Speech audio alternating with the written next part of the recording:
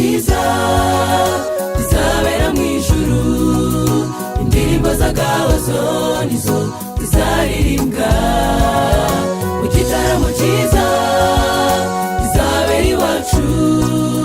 Ndagutumiye nshuti yanjye uzabonekeho. Zaba ari igihombo kuba wararirimbye mu isi, ariko mu ijuru iwacu ukahabura.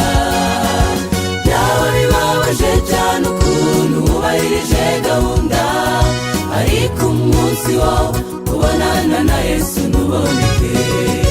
Zaba ari igihombo kuba wararirimbye mu isi, ariko mu ijuru iwacu ukahabura. Byaba bibabaje cyane ukuntu wubahirije gahunda, ariko umunsi wo kubonana na Yesu ntuboneke.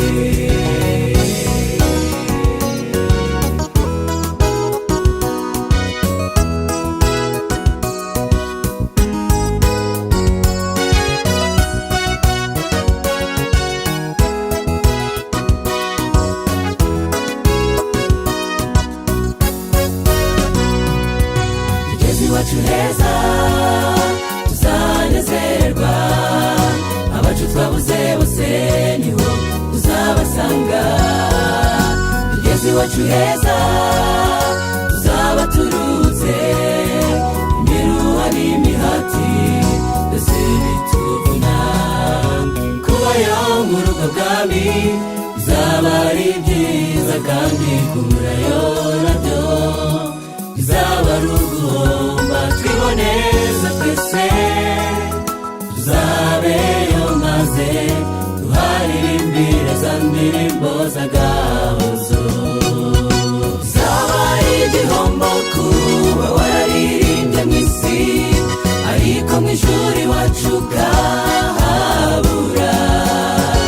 Byaba bibabaje cyane ukuntu wubahirije gahunda, ariko umunsi wo kubonana na Yesu ntuboneke. Bizaba ari igihombo kuba wararirimbye mu isi, ariko mu ijuru iwacu ukahabura. Byaba bibabaje cyane ukuntu wubahirije gahunda, ariko umunsi wo kubonana na Yesu ntuboneke.